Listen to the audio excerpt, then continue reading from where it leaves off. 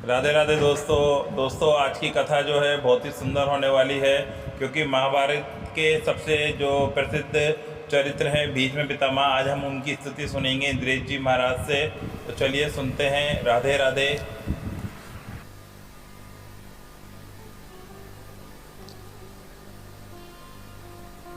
जगन्नाथपुरी के एक भक्त की कथा है। एक भक्त था, उसके स्वप्न में जगन्नाथ जी आते थे। वो इतना रोता था मंदिर के बाहर खड़े होकर के। तो ठाकुर जी बोले, तू क्यों रोता है? बोले, आप बस मेरे साथ रहो, मुझे और कुछ नहीं चाहिए, और इस बात का मुझे अनुभव होना चाहिए कि आप मेरे साथ हो। तो भगवान जगन्नाथ जी ने उसको कहा, मैं तेरे साथ हमेशा हूं, और इसका अनुभव तुझे जब करना हो समुद्र की बालू में चलना, और थोड़ी दूर चलने के बाद फिर पीछे देखना, 2 पैरों के निशान तेरे होंगे और तेरे बगल में 2 पैर के निशान मेरे होंगे। उससे तुझे पता चल जाएगा मैं तेरे साथ हूं। अब तो वो रोज जाता, समुद्र के तट पर चल के देखता, थोड़ी दूर चलता तो 2 पैर के निशान उसके और बगल में छोटे छोटे चरण भगवान के। इतना प्रसन्न रहता था। लेकिन ये उसके घर में कोई घटना घटी, माता जी का देहावसन हो गया, बहुत कष्ट में आ गया, इतना पीड़ा में आ गया, रोने लगा, बिलखने लगा। अपनी मां के जाने के भाव से तुरंत दौड़ करके गया। बोले, मैं मन को शांत करने का एक ही तरीका, पता चले जगन्नाथ जी मेरे साथ हैं। अत्यंत पीड़ा में था। जैसे ही समुद्र के तट पर चल रहा था, रो रहा था बहुत तेज तेज। पीछे मुड़ करके उसने देखा तो 2 ही पैरों के चिन्ह थे। जगन्नाथ मंदिर के बाहर जाकर बोला, मैं समझ गया, मेरी मां का देहावसन इसलिए हुआ क्योंकि आप मुझे छोड़ के चले गए हो। अब आप मेरे साथ में नहीं हो। आपने कुछ दिन मेरा संग किया, उसके बाद मुझे अकेला छोड़ दिया। नाथ, आप ऐसा कैसे कर सकते? मुझसे क्या अपराध हुआ? रोने लगा, बिलखने लगा। जगन्नाथ जी रात्रि में फिर स्वप्न में आए। क्यों रो रहा था? बोले, नाथ, आप मेरे साथ थे हमेशा, और आज आप मेरे साथ नहीं थे। मैंने जाके देखा 2 ही चरण चिन्ह थे, और आज ही मेरी मां का भगवत धाम गमन हो गया। इसका मतलब आपने मुझे त्याग दिया ना? मुझसे कोई अपराध हुआ है? भगवान बोले, नहीं। तो फिर आज आपके चरण चिन्ह क्यों नहीं थे? भगवान बोले, कल तक मेरे चरण चिन्ह थे क्योंकि तू भी चल रहा था और मैं भी चल रहा था, परंतु आज तू पीड़ा में आ गया तो तुझे गोद में लेके मैं ही चल रहा था। वो मेरे चरण चिन्ह, तेरे नहीं, वो मैं ही हूं। ठाकुर जी कभी अपने किसी भी वैष्णव, एक बार भी कोई ठाकुर जी की शरणागति ले ले, उसके बाद भले ही किसी भी कारण से वो भटक जाए, विलग जाए, लौट के आएगा। एक दिन तो आएगा। एक बार यदि ठाकुर जी के सन्मुख आ चुका है, फिर चाहे वो कहीं चला जाए, दुनिया की किसी भी स्थिति में पहुंच जाए, उसको आना तो पड़ेगा, क्योंकि ठाकुर जी छोड़ते नहीं। मिल बिछुरन मत दीजो, मीराबाई का अंतिम भाव, अंतिम शब्द ही यही था ठाकुर जी से, मिल बिछुरन मत दीजे। कभी कथा सुन के, कोई सत्संग सुन के आपके मन में प्रेम जग गया, आप वृंदावन गए 2-4 बार, महाराज वो प्रेम बना ही रहा आपका, लेकिन फिर कुछ दिन बाद फिर से वैसे ही पुराने जैसे हो गए। अब प्रेम तो है पर इतना समय ठाकुर जी को नहीं देते। कोई बात नहीं, जब तक तुम्हारा मन हो घूमे आओ पूरी दुनिया में, आओगे तो लौट के यहीं, क्योंकि ठाकुर जी नहीं छोड़ते, वो पकड़ते नहीं है, और एक बार पकड़ लें तो फिर छोड़े ना है, ये उनको स्वभाव है। कुंती ठाकुर जी से आज जब विपत्ति मांगती है, अंक में भर लिया ठाकुर जी ने और कहा, बुआ तुम्हारे भाव से मैं बहुत प्रसन्न हूं, और मैं वचन देके जा रहा हूं, चाहे तुमको आज हस्तिनापुर का राज्य मिल गया, तुम राजमाता बन गई, सब सुख संपत्ति अब जीवन में है, सबको तो नहीं, पर जब जब तुम मुझे याद करोगी, चाहे कक्ष में, चाहे किसी बगीचा में, किसी नदी के तट पर, तुमको मैं मिलने आऊंगा, और किसी को बताना नहीं, मैं रोज आऊंगा। और कुंती को ठाकुर जी नित्य दर्शन देने जाते थे, नित्य दर्शन देते थे ठाकुर जी। तो ऐसी कुंती ने भगवान की स्तुति गाई, और भगवान फिर से द्वारिका जाने के लिए तैयार हुए। युधिष्ठिर रोने लगे। भगवान बोले, अब तुम क्यों रो रहे हो भाई? तुम तो राजा बन गए, अब क्यों रो रहे हो? तब युधिष्ठिर बोले मैंने बहुत सारे बालकों को अनाथ कर दिया, कितनी सारी माताओं को, मुझे महाभारत युद्ध का निर्णय अस्वीकार कर देना चाहिए था। इससे बढ़िया तो अपने हम 5 प्राण त्याग देते, हमारे चक्कर में कितने लोगों के प्राण चले गए नाथ, मुझसे बहुत बड़ा अपराध हो गया। बहुत अच्छी बात है। ठाकुर जी क्या कहते हैं यहां पे पता है? जो शोक क्रिया करने से पहले होना चाहिए था वो क्रिया करने के बाद कर रहे हो। ये एक गैर सत्संगी व्यक्ति का लक्षण है। सत्संगी व्यक्ति का स्वभाव क्या, वो क्रिया करने से पहले ही सोच लेगा कि इसके बाद क्या होगा क्या नहीं होगा, कितनों का फायदा कितनों का नुकसान, कैसे क्या और क्या, सब चीज विचार कर लेगा।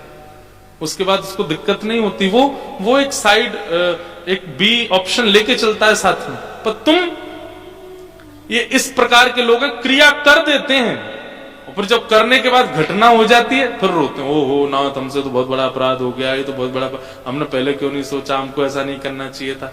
भगवान कहते हैं मुझे ऐसा नहीं करना चाहिए था, ये कहकर के रोने वाले लोग मुझे बिल्कुल पसंद नहीं। ठाकुर जी कहते हैं तो फिर क्या करें? बोले हो गई सो हो गई, अब नहीं करेंगे। इस भाव को धारण करके आगे बढ़े। आत्मग्लानि के लिए अपने आप को एक सूक्ष्म दंड दे। सूक्ष्म दंड किसको कहते हैं?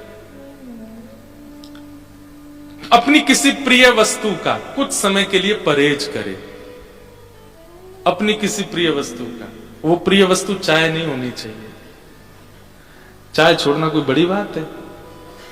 ऐसी वस्तु होनी चाहिए जो आपको छोड़ने में मतलब आपको 2-4 दिन का तो शोक रखना पड़े। ऐसा एक सूक्ष्म दंड दो, 6 महीने के लिए इससे परहेज करेंगे।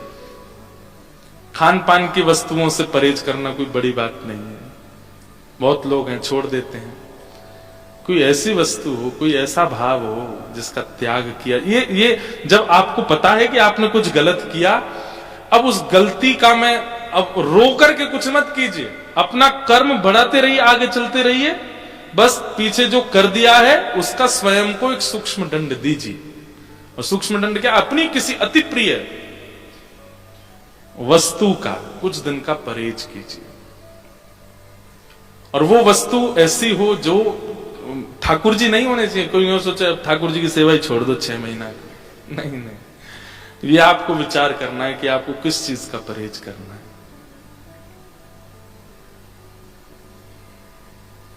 होना ऐसा चाहिए कि 6 महीना तक आपको नानी नाना दादी दादा सब याद आ जाए, तभी तो दंड माना जाएगा। वो दंड थोड़ी होता है कि कोई फर्क ही नहीं पड़ा आपको। ठाकुर जी कहते हैं क्रिया करने से पहले शोक अर्जुन को हुआ था। अर्जुन ने पहले ही धनुष बाण छोड़ दिए थे और भगवान के चरणों में आ गया, बोले मैं युद्ध नहीं करूंगा, अपनों को मारना है मुझे। तब भगवान बोले उस स्थिति में मैंने ज्ञान उपदेश दिया और उसके मोह को दूर करके उसके कर्तव्य पथ पर आगे उसको बढ़ाया। वो स्थिति ठीक थी, उचित थी। पर अब सब हो चुका है, सब हो गया, विधवा हो गई माताएं, बालक अनाथ हो गए, सब चले गए, महाभारत युद्ध पूरा हो गया, अब रो रहा है, ये उचित नहीं।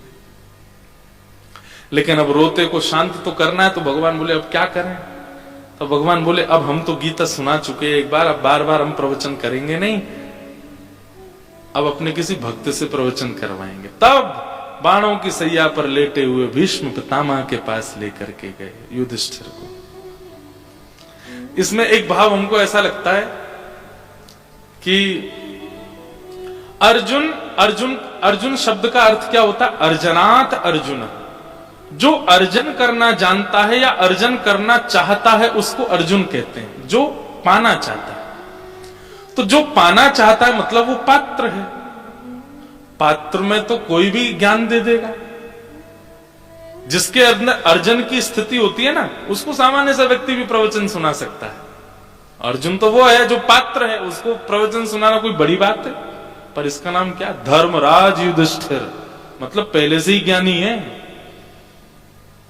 ज्ञानी को प्रवचन सुनाना ये बहुत टेढ़ा काम है।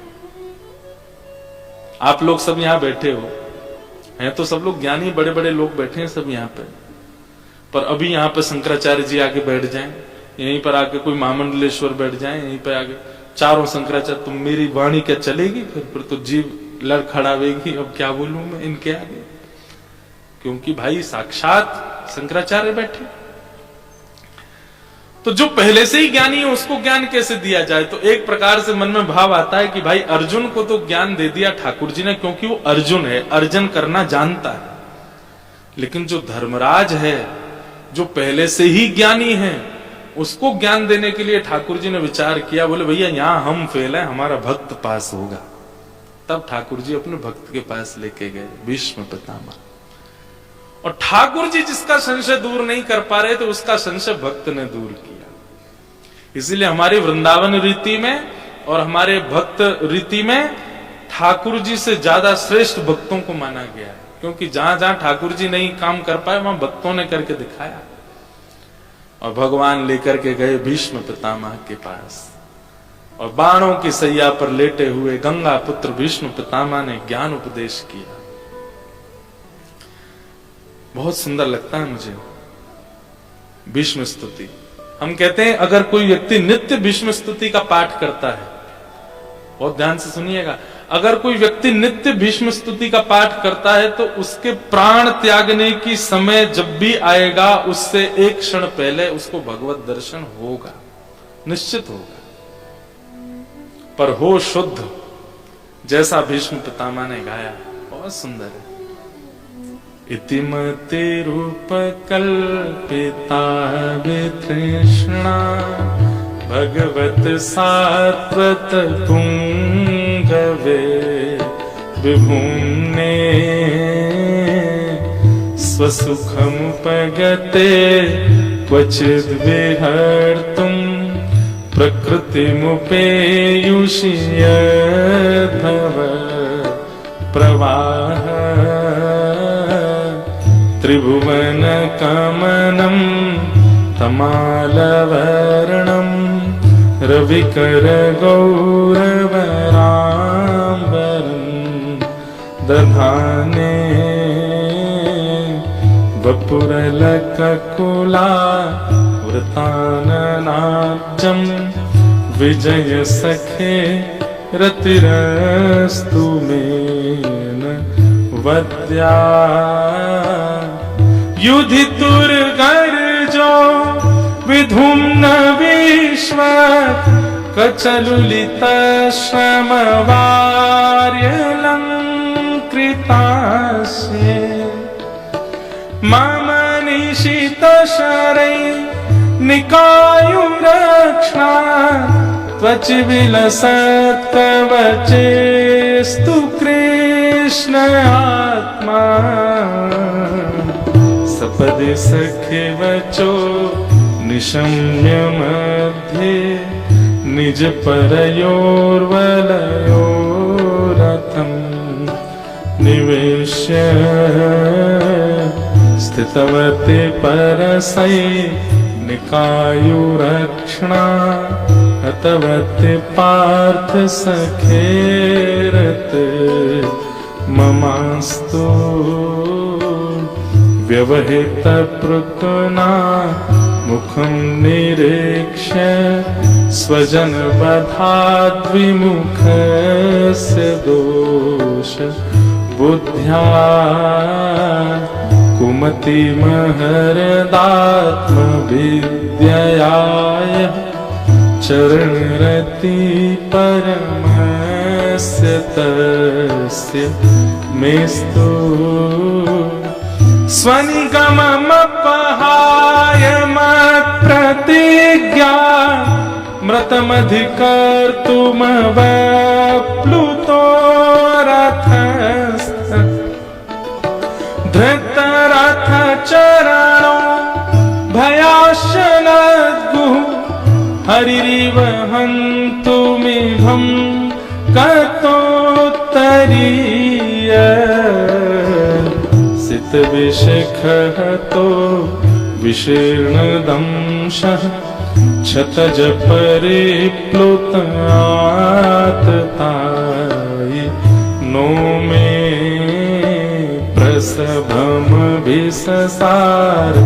मध्वधार्थम सभवतु मे भगवान गत मुकुंद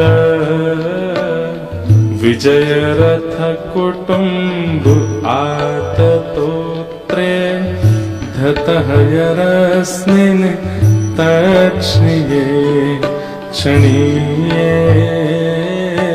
भगवति रतिरस्तु मे मुमूर्षो यमिः निरीक्ष्य आगता स्वरूपम् ललित गति विलास वल्गुहास प्रणय निरीक्षण कल्पितो रुमान कृतमनुकृतवत्य उन्मदान्धा प्रकृति मगन किल यस्य गोपवध्व मुनिगणन पवग्य संकुलेन्त सदसि युधिष्ठिर राजसूय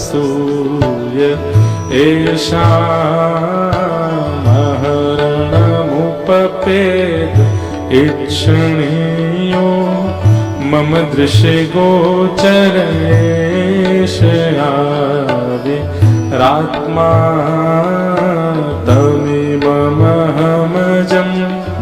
शरीरभाजां हृदि हृदि धिष्ठितमात्मकल्पितानां प्रतिदृशमिव नैक धार्कमेकं समधिगतोऽस्मि विभूतभेद मोह समधिगतोऽस्मि विभूतभेद मोह समधिगतोऽस्मि विभूतभेद मोह। हमने आज लगभग 7 वर्ष बाद पूरी विष्णु स्तुति गाई है कथा में, नहीं तो 1 2 4 श्लोक ही गाते हैं, पर बार बार हो रहा था अब बस लेकिन पता नहीं कौन गवा गया हमसे पूरी। बहुत वर्ष बाद आज पूरी स्तुति गाई है। ये स्तुति भीष्म पितामह इतनी सुंदर स्तुति है, हम क्या बताएं आपको। हमारे जो गिरधर लाल जी हैं ना, वो हमको प्राप्त हुए मकर संक्रांति को। श्रीमद् भागवत में सबसे प्रिय प्रसंग है मेरा भीष्म स्तुति। अब तो सभी हो गए, पहले जब शुरुआती कथा थी तब मुझे बहुत अच्छा लगता है। तो हमारे गिरधर लाल जी पधारे मकर संक्रांति, और मकर संक्रांति को सूर्य उत्तरायण हो जाते हैं, और वही तिथि है जिस दिन भीष्म पितामह ने स्तुति गाई थी, और स्तुति गाकर के प्राण भगवान में विलीन कर दिए थे। तो हम ऐसा भी कहते हैं कि कई योजनाएं हैं जिन्होंने हमको लाल जी प्रदान किए, उनमें एक विष्णु स्तुति का पाठ, इसी के पाठ से ही हमको गिरधर लाल जी प्राप्त हुए। इसलिए भीष्म स्तुति, अब तो हम कथाएं बहुत व्यस्तता बहुत ज्यादा हो जाती है ना, कई क्रम हम छोड़ देते हैं, कई क्रमों को बस स्पर्श मात्र करते हैं, चल जाते हैं। पर प्रारंभिक समय में हमने बहुत पाठ किया, भीष्म स्तुति को तो नित्य पाठ करता था। इनके पाठ करने से अंतिम काल आएगा, उससे पहले पहले ठाकुर जी दर्शन देने आएंगे, निश्चित है ये बात। भीष्म पितामह अपनी स्तुति में क्या कहते हैं?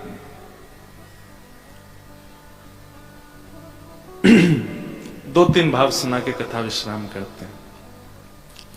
भीष्म पितामह पहले तो बाणों की सैया पर लेटे थे, प्रतीक्षा कर रहे थे, इच्छा मृत्यु का वरदान मिला है, ऐसे प्राण नहीं त्यागूंगा, पहले ठाकुर जी आ जाएं। बंधुओं, अगर हमको आपको किसी दिन इच्छा मृत्यु का वरदान मिल जाए, हम लोग क्या इच्छा करेंगे? आप में से यहां बैठ के अगर मैं पूछूंगा कथा में, तो आप निश्चित ठाकुर जी के संबंध की बात कहोगे, पर सही बता रहे हैं, आप क्या इच्छा करोगे? हमारा वो काम अधूरा रह गया, वो पूरा हो जाए, हमारे बेटा की बढ़िया सी शादी हो जाए, उसका बढ़िया काम चल जाए, हमारी ये इच्छा अधूरी रह गई है। आप सही बता रहे हैं, अगर भगवान नहीं करे प्राण निकलते समय यदि आप उस समय यमराज आकर के आपसे कहें बताओ तुम्हारी अंतिम इच्छा क्या है, तो हम ये नहीं कहेंगे कि हमको वृंदावन छोड़े आओ, हमको यमुना तट, हमारे मन में कुछ और ही भाव आएंगे, संसार ही आएगा। क्योंकि जिसका सबसे ज्यादा हमने 80, 90, 100 साल तक चिंतन किया, अंतिम समय में वही आता याद, ठाकुर जी नहीं आते। लेकिन धन्य है भीष्म पितामह, उनके पिता ने उनको प्रसन्न होकर के इच्छा मृत्यु का वरदान दिया, और भीष्म पितामह ने उस इच्छा मृत्यु के वरदान को कैसे सार्थक किया। मृत्यु देवी सामने खड़ी है, रोम रोम में बाण लगे भीष्म पितामह के, पर मृत्यु देवी को भीष्म पितामह कहते हैं, मृत्यु बोली कब लूं मैं आपके प्राण, ये बताओ, इच्छा मृत्यु है आपको, बारिश होगी तब लूं, गर्मी पड़ेगी तब लूं, रात होगी तब लूं, ऐसे। भीष्म पितामह बोले शंख चक्र गदा पद्मधारी, नील वर्ण श्याम सुंदर, सुंदर मुकुट पहन करके पीतांबरी ओढ़े हुए मेरे सामने खड़े होंगे, मैं उनके नेत्रों में देख रहा हूंगा, वो मुझको देख रहे होंगे, उनके सर्वांगीण अंग का दर्शन करते हुए जब मेरे नेत्रों से नीर बहने लग जाएं, मैं अपने मन के सारे भाव उनको जब सुना दूं और वे प्रसन्न होकर के मेरे सिर पर हाथ फेर दें, बस इतना जब हो जाए तब तुम आ जाना, मुझको ले जाना। ये उनकी इच्छा मृत्यु थी।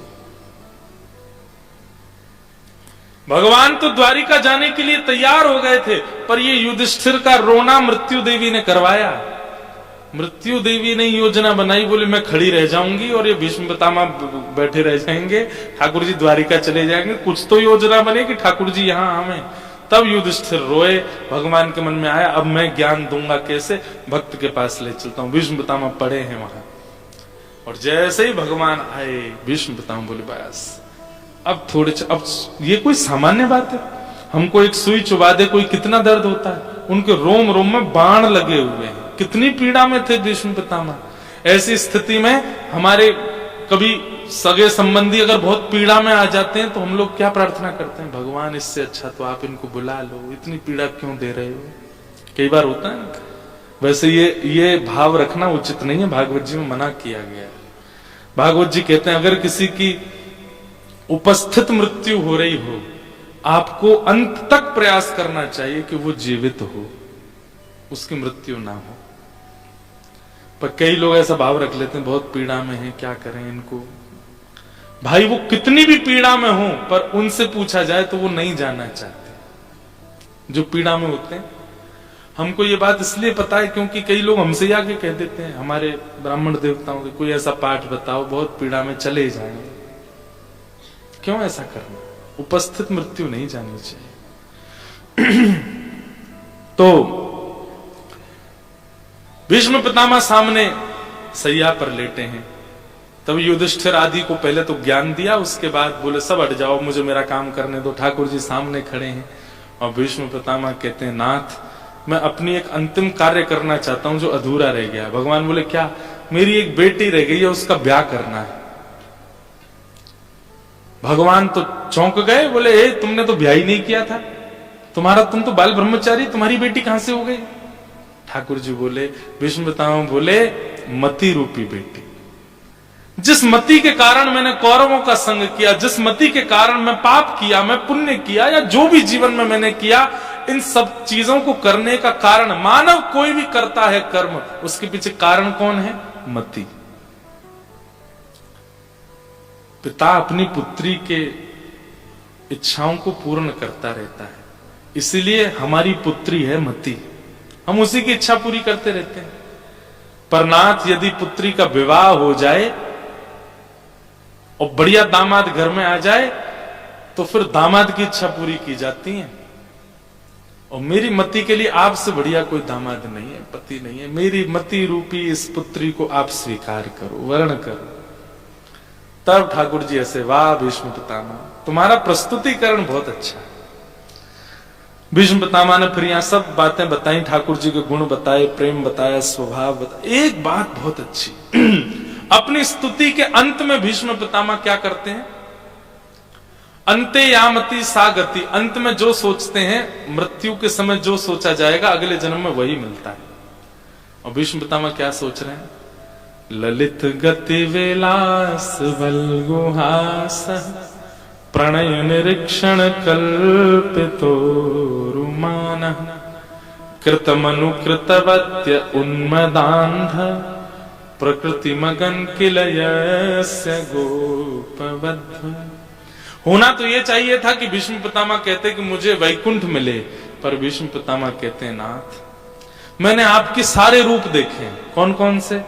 सुदर्शन चक्रधारी भी देखे हैं, चतुर्भुज रूपधारी भी देखे हैं, रुक्मणी के साथ खड़े हुए रुक्मणी पति भी देखे हैं, द्वारिकाधीश भी देखे हैं, और यहाँ रणभूमि में अर्जुन के रक्षक भी देखे हैं, और चक्रपाणी भी देखे हैं। चक्र लेकर के आप मेरे पीछे भागे थे। मैंने आपके सारे रूप देखे हैं, पर एक रूप का दर्शन मैंने नहीं किया। कौन सा? बोले आप अपने दोनों चरण त्रिभंग करके, अपने अधर पर वेणु धारण करके, अपनी प्रभुता भूल करके ब्रजवासियों को, गैयाओं को, गोकुल ग्वालों को, किशोरी जी को रिझाने के लिए आपका जो वो सरल सहज स्वभाव है, वो जो स्वरूप है नाथ, जहां आप भूल जाते हैं कि आप परमात्मा हैं। चलते हैं तो टेढ़ी मेढ़ी सी आपकी वह चाल है, लटक झटक करके आपकी कमर हिलती है। जब आप चलते हैं तो आपका मुकुट पर जो जितने मोती हैं वो सब भी झिलमिलाते हैं नाथ। आप कभी मचल के इधर देखते हैं, कभी उधर देखते हैं, बाकी मुस्कान है। प्रेम भरे स्वर में आप गाते रहते हैं, मधुर मधुर लीलाएं करते हैं, मधुमंगल श्रीदामा के गले में गलवैया डाल करके ऊधम मचाते हैं। नाथ मुझे वो रूप देखना है आपका, और उसके लिए आप कृपा करके मुझे इस जन्म के बाद अब अगला जन्म ब्रजमंडल में दीजिए, ताकि मैं वहां की कोई गोपी बन के आऊं। अब आपका दर्शन तो वहां असंभव होगा, पर आपने जहां जहां लीला की वहां बैठ करके मैं आपका चिंतन करके कोई गोपी बन करके आऊं, और मैं भी मक्खन निकाल करके आपको चोरी के लिए इंतजार करूं कि आप आओगे, मेरे यहाँ का मक्खन चुराओगे ना। भगवान ने भीष्म पितामह का हाथ अपने हृदय से रखा, बहुत प्रसन्न हो गए ठाकुर जी, और भीष्म पितामह बोले अब समय आ गया नाथ। और जैसे ही उत्तरायण के सूर्य हुए, भीष्म पितामह के मुख से प्राण निकले और ठाकुर जी में जाकर के विलीन हो गए। बोलो भक्त वत्सल भगवान की। हमने एक श्लोक की व्याख्या की है, भीष्म पितामह ने यहाँ पर करीब 13-14 श्लोक गाए, बहुत सुंदर है। इनका कभी पूर्ण व्याख्या तो हम कर चुके हैं कई बार, पर कभी अवसर मिलेगा तो फिर और करेंगे। बोलो वृंदावन बिहारी लाल की, आज के आनंद की जय जय श्री। यहाँ